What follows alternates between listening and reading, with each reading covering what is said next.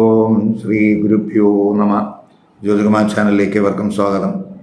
ഇന്ന് ഞാൻ ചർച്ച ചെയ്യുന്നത് 2026 ആഗസ്റ്റ് മാസഫലം കന്നിക്കൂറുകാർക്കും കന്നി എങ്ങനെയാകും എന്നുള്ളതിനെ പറ്റിയാണ്.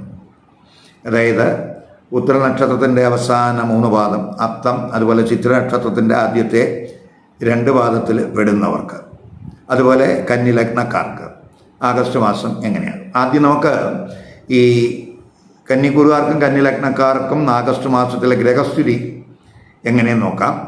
ഗ്രഹസ്ഥിതി നോക്കുമ്പോൾ ജന്മലഗ്ന രാശ്യാധിപൻ എന്ന് പറയുന്നത് ബുധനാണ്. ആ ബുധൻ ആഗസ്റ്റ് 5-ന് 11-ലേക്ക് വരുന്നു. ആഗസ്റ്റ് 22-ന് 12-ലേക്ക് രാശി മാറുന്നു. സൂര്യനാണെങ്കിൽ ആഗസ്റ്റ് 17-ന് 11-ൽ നിന്നും 12-ലേക്ക് രാശി മാറുന്നു. ചൊവ്വ ആഗസ്റ്റ് 2-ന് 10-ലേക്ക് മാറുന്നു. ഗുരു 11-ൽ ഉച്ചസ്ഥിതനായി തുടരുന്നു. ശുക്രൻ ജന്മരാശിയിൽ നീചസ്ഥിതനാണ് ആഗസ്റ്റ് 1 മുതൽ. അതുപോലെ ശനി 7-ൽ വക്രഗതിയിലാണ്. രാഹു 6-ലുണ്ട്. കേതു 12-ൽ ശരി തുടരുന്നു. അപ്പോൾ അതായത് ശുക്രൻ, കുജൻ, ബുധൻ, രവി, ഈ 4 ഗ്രഹങ്ങൾക്കാണ് ആഗസ്റ്റ് മാസത്തിലെ രാശിമാറ്റങ്ങൾ വരുന്നത്. അപ്പോൾ ആദ്യം നമുക്ക് ഈ ഗോചര ഗ്രഹസ്ഥിതി അനുസരിച്ച് കന്നിക്കൂറുകാരുടെയും കന്നി ലഗ്നക്കാരുടെയും ആരോഗ്യസ്ഥിതി എങ്ങനെ നോക്കാം. ആരോഗ്യസ്ഥിതി നോക്കുമ്പോൾ ജന്മലഗ്ന രാശ്യാധിപൻ ബുധൻ 21 വരെ 10ഉം 11ഉം രാശികളിൽ സഞ്ചരിക്കുകയാണ്. അതൊക്കെ ആരോഗ്യപരമായിട്ട് ഗുണാനുഭവം ഉണ്ടാകും. അതേസമയം അവസാനത്തെ വാരം ബുധൻ 12-ലേക്ക് രാശി മാറുകയാണ്.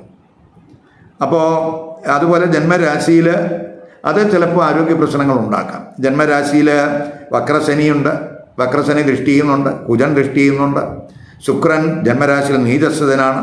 അതൊക്കെ മാനസികമായിട്ട് ഒരു സ്ട്രെസ്സ്, ടെൻഷൻ, ഉന്മേഷക്കുറവൊക്കെ ചിലപ്പോൾ ഉണ്ടാക്കിയേക്കാം എന്നും കൂടെ മനസ്സിലാക്കുക. വ്യക്തിത്വത്തെ ബാധിക്കുന്ന പ്രശ്നങ്ങൾ കഴിവതും ഈ സമയത്ത് നിരീക്ഷിക്കണം. അതുപോലെ നമ്മൾ മറ്റുള്ളവരോട് എങ്ങനെ ബിഹേവ് ചെയ്യണം എന്നുള്ളതിനെപ്പറ്റി വ്യക്തമായിട്ടുള്ളൊരു ബോധ്യം ഈ സമയത്ത് ഈ കൂറുകാർക്ക് വേണം. അവസാനത്തെ വാരമൊക്കെ ആകുമ്പോൾ ദൂരയാത്രകൾ ഉണ്ടാകാം. അതുവഴി നമുക്ക് ശരീരക്ഷീണം, കാൽപാദങ്ങൾ എന്തെങ്കിലും പെയിൻ, മസിൽ റിലേറ്റഡ് ആയിട്ടുള്ള ഇഷ്യൂസിനൊക്കെ സാധ്യത കാണുന്നു. ഇനി തൊഴിൽ സ്ഥിതി എങ്ങനെ നോക്കാം.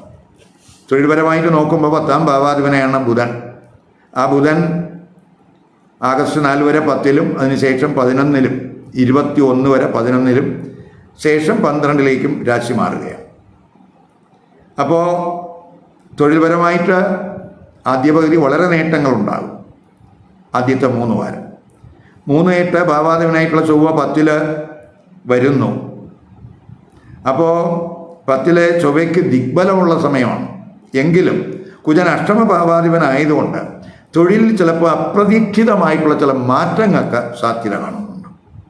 ചിലർക്ക് തൊഴിലുമായിട്ട് ബന്ധപ്പെട്ട് ചിലപ്പോൾ സഡൻ യാത്രകൾ വേണ്ടി വരും.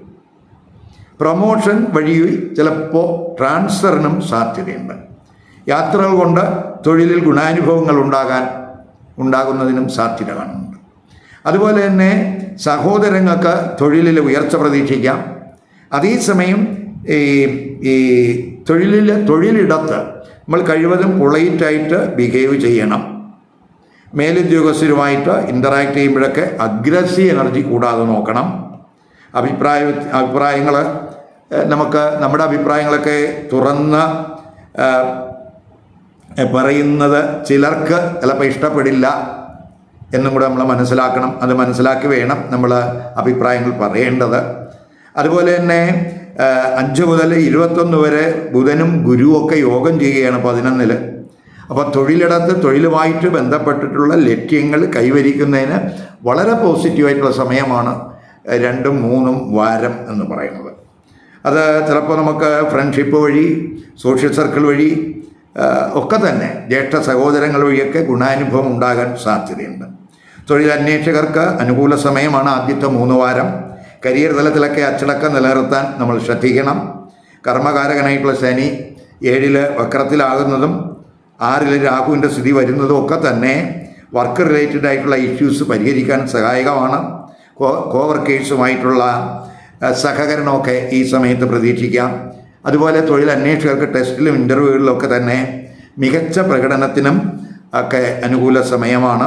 വിദേശത്ത് തൊഴിൽ അന്വേഷിക്കുന്നവർക്ക് പൊതുവെ അവസാനത്തെ വാരം കർമ്മഭാവാധിപനായിട്ടുള്ള ജന്മലഗ്ന രാശ്യാധിപനായിട്ടുള്ള ബുധൻ 12-ലേക്ക് രാശി മാറുന്നത് വിദേശത്ത് നമുക്ക് തൊഴിലന്വേഷണം അതുമായിട്ട് ബന്ധപ്പെട്ടുള്ള തടസ്സങ്ങളൊക്കെ മാറും. വിദേശത്ത് തൊഴിൽ ലഭിക്കുന്നതിനും സാധ്യത കാണുന്നുണ്ട്. ഇനി ബിസിനസ്സുകാരെ സംബന്ധിച്ചിടത്തോളം 7-ാം ഭാവാധിപനുള്ള ഗുരു 11-ൽ ഉച്ചസ്ഥിതനാണ്. 7-ൽ ശനി വക്രത്തിലാണ്. അപ്പോൾ ബിസിനസ്സുകാരകൻ 10, 11 രാശികളിൽ ആദ്യത്തെ 3 വാരം സഞ്ചരിക്കുന്നു. അത് ബിസിനസ് വഴി വരുമാനം, ലാഭവർദ്ധനവൊക്കെ ഉറപ്പുവരുത്തും. കരിയർ തലത്തിലും ബിസിനസ് തലത്തിലും നേട്ടങ്ങൾ ഉണ്ടാകാവുന്ന സമയമാണ്. പാർട്ട്ണർഷിപ്പ് ബിസിനസ്സിൽ പാർട്ട്നേഴ്സ് തമ്മിലുള്ള ഇഷ്യൂസ് പരിഹരിക്കാനാകും. അതുപോലെ ബിസിനസ് എക്സ്പാൻഷനും അനുകൂല സമയമാണ്. അവസാനത്തെ വാരം ബിസിനസ് റിലേറ്റഡ് ആയിട്ടുള്ള തീരുമാനം എടുക്കുമ്പോൾ നമ്മൾ അല്പം ശ്രദ്ധിക്കണം. ബുധൻ 12ലേക്ക് രാശി മാറുകയാണ്. അപ്പോൾ നമ്മൾ അവിടെ ബിസിനസ് സംബന്ധമായിട്ടുള്ള തീരുമാനങ്ങൾ എടുക്കുമ്പോൾ ഒരു ശ്രദ്ധ വേണം. ഇനി വിദ്യാർത്ഥികൾക്ക്, ഇപ്പോൾ വിദ്യാർത്ഥികളെ സംബന്ധിച്ചിടത്തോളം ബുധൻ 10, 11, 12 രാശികളിലാണ് സഞ്ചരിക്കുന്നത്. വിദ്യാകാരകനാണ് ബുധൻ. അതുപോലെ 5-ാം ഭാവാധിപനായിട്ടുള്ള ശനി 7-ൽ വക്രത്തിൽ സഞ്ചരിക്കുകയാണ്. അതുപോലെ അത് 5-ൽ രവി, ബുധൻ, കുജൻ, ഗുരു ഈ 4 ഗ്രഹങ്ങളുടെ ദൃഷ്ടി വരികയാണ്. അപ്പോൾ പഠനത്തിൽ ഫോക്കസ് കൂടുന്ന സമയമാണ്. പരീക്ഷകളിൽ മികവ് പുലർത്താനാകും.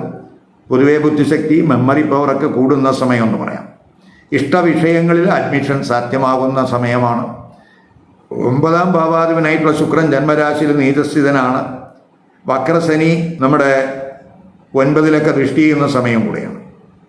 അപ്പോൾ ഉന്നത പഠനം നടത്തുന്നവരെ സംബന്ധിച്ചിടത്തോളം ഒരു വിലയിരുത്തൽ, ഒരു അവലോകനം അവരുടെ പഠനത്തിൽ ഉണ്ടാകണം.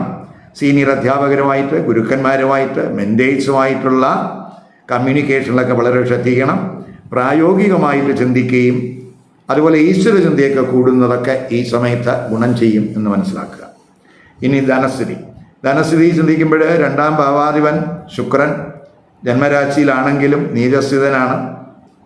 പിന്നെ 11-ൽ ഗുരു ഉച്ചസ്ഥിതനാണ്. അത് വളരെ ഗുണം ചെയ്യും. അതുപോലെ ജന്മലഗ്ന രാശ്യാധിപനായിട്ടുള്ള ബുധനും 10ഉം 11ഉം രാശികളിൽ സഞ്ചരിക്കുകയാണ്.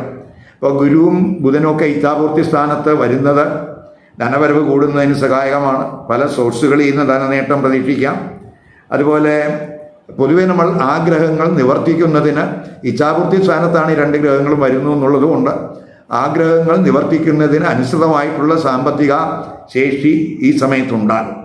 സുഹൃത്തുക്കൾ, സാമൂഹ്യ ബന്ധങ്ങൾ വഴി നേട്ടങ്ങളുണ്ടാകും. ബിസിനസ് വഴി, ജീവിത പങ്കാളി വഴിയൊക്കെ നേട്ടങ്ങൾ പ്രതീക്ഷിക്കാം. ഇപ്പോൾ 7-ൽ ശുക്രൻ്റെ ഉച്ചദൃഷ്ടിയൊക്കെ ഉള്ള സമയമാണ്. ഇപ്പോൾ ഫാമിലി, റിയൽ എസ്റ്റേറ്റ് ഇവയെല്ലാം തന്നെ ധനമാർഗത്തിൻ്റെ ഉറവിടങ്ങളാകാൻ സാധ്യതയുണ്ട്. സുഖച്ചെലവ്, യാത്രാ ചെലവ്, ഷോപ്പിംഗ് എക്സ്പെൻസൊക്കെ കൂടാവുന്ന സമയവും കൂടെയാണ് എന്നും കൂടെ മനസ്സിലാക്കുക. ഇനി വിവാഹം, ദാമ്പത്യ ബന്ധമൊക്കെ, കുടുംബജീവിതം എങ്ങനെയെന്ന് നോക്കാം. 7-ാം ഭാവാധിപനായുള്ള ഗുരു 11-ൽ ഉച്ചസ്ഥിതനാണ്. എങ്കിലും 7-ൽ ഗുരുവിൻ്റെ ദൃഷ്ടിയുണ്ട്. 7-ൽ നിൽക്കുന്ന ശനി വക്രത്തിലാകുന്നു. ഇപ്പോൾ വിവാഹ ആലോചനകളിൽ മെല്ലെ പോക്കൊക്കെ മാറും, തടസ്സങ്ങളൊക്കെ മാറും, ആലോചനകൾ വേഗതയിലാകും. അപ്പോൾ 5-ാം ഭാവാധിപനായിട്ടുള്ള ശനി 7-ൽ നിൽക്കുകയാണ്. 5-ൽ ഗുരു, ബുധൻ, രവി, ചൊവ്വ ഒക്കെ ദൃഷ്ടി ചെയ്യുന്നുണ്ട്. അപ്പോൾ പ്രണയബന്ധമൊക്കെ അവലോകനം ചെയ്യുന്ന സമയമാണ്. കമിതാക്കൾക്ക് അല്പം ഈഗോ റിലേറ്റഡ് ആയിട്ടുള്ള ഇഷ്യൂസ് ചിലപ്പോൾ ഉണ്ടാകാം. ചിലപ്പോൾ അഭിപ്രായ വ്യത്യാസങ്ങൾ വരാം. അപ്പോൾ അവിടെയൊക്കെ നമ്മളൊരു കെയർ വേണം. മാരിറ്റൽ റിലേഷൻഷിപ്പ് നമ്മൾ ചിന്തിക്കുമ്പോൾ 7-ാം ഭാവരാശിയിൽ ശുക്രൻ്റെ ഉച്ചദൃഷ്ടിയുണ്ട്. 7-ാം ഭാവാധിപനായിട്ടുള്ള ഗുരു 7-ൽ ദൃഷ്ടി ചെയ്യുന്ന സമയമാണ്.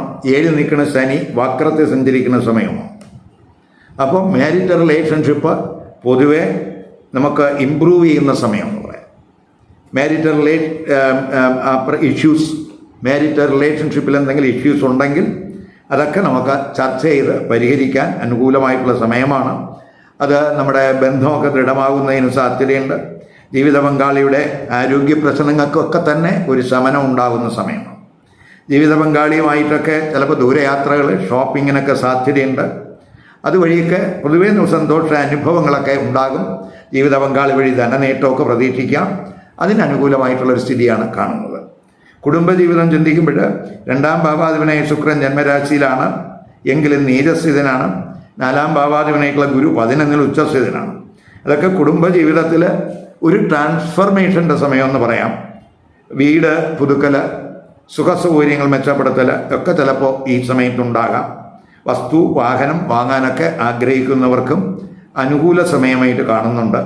അതേസമയം വക്രശനി അതുപോലെ ചൊവ്വയൊക്കെ തന്നെ 4 ദൃഷ്ടി ഉള്ള സമയമായതുകൊണ്ട് കുടുംബ അംഗങ്ങളോടൊക്കെ നമുക്ക് അവരോടുള്ള കമ്മ്യൂണിക്കേഷനിലൊക്കെ ഒരു ശ്രദ്ധ വേണം. ഇമോഷണൽ ആയിട്ടുള്ളൊരു മെച്യൂരിറ്റി ഈ സമയത്ത് ഉണ്ടാകുന്നത് നല്ലതാണ്. ഫാമിലി റിലേറ്റഡ് ആയിട്ടുള്ള ഇഷ്യൂസൊക്കെ റിസോൾവ് ചെയ്യാൻ ഉള്ളൊരു ശ്രമമൊക്കെ ഈ സമയത്ത് ഉണ്ടാകും.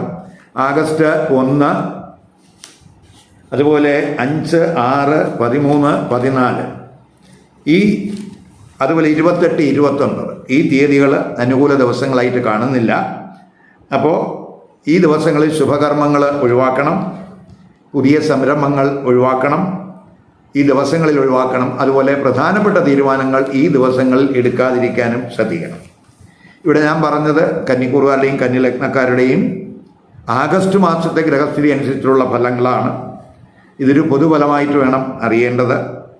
അതേസമയം ഏത് നക്ഷത്രത്തിൽ ജനിച്ചവരായാലും അവർക്ക് കന്നി ലഗ്നം വന്നിട്ടുണ്ടെങ്കിൽ ഈ കന്നി ലഗ്നത്തിൻ്റെ ഫലം അവരുടെ കൂറിൻ്റെ ഫലത്തെ സ്വാധീനിക്കുമെന്നും കൂടെ മനസ്സിലാക്കാം. അതുപോലെ നമുക്ക് ഈ കന്നിക്കൂറുകാർക്ക് ചിലർക്ക് മാത്രമേ കന്നി ലഗ്നം വരികയുള്ളൂ, മറ്റുള്ളവർക്ക് മറ്റു ലഗ്നരാശികൾ വരാം. അപ്പോൾ കന്നി ലഗ്നമല്ലാതെ മറ്റു ലഗ്നരാശി വന്നിട്ടുള്ള കന്നിക്കൂറുകാരെ സംബന്ധിച്ചിടത്തോളം അവർ അവരുടെ ലഗ്നരാശി ഏതെന്ന് കണ്ട് ആ ലഗ്നരാശിയുമായിട്ട് ബന്ധപ്പെട്ട് പറയുന്ന ഫലവും കൂടെ ഈ കൂറിൻ്റെ ഫലത്തോടൊപ്പം കമ്പൈൻ ചെയ്ത് കേൾക്കുക. എങ്കിൽ മാത്രമേ ആഗസ്റ്റ് മാസത്തെ പൊതുഫലത്തിൻ്റെ ഒരു കൃത്യചിത്രം കിട്ടുകയുള്ളൂ. ഇതിനേക്കാളും വളരെ പ്രധാനമെന്ന് പറയുന്നത് ഈ പൊതുഫലത്തിൽ ഏറ്റക്കുറച്ചിലുകൾ വരാം.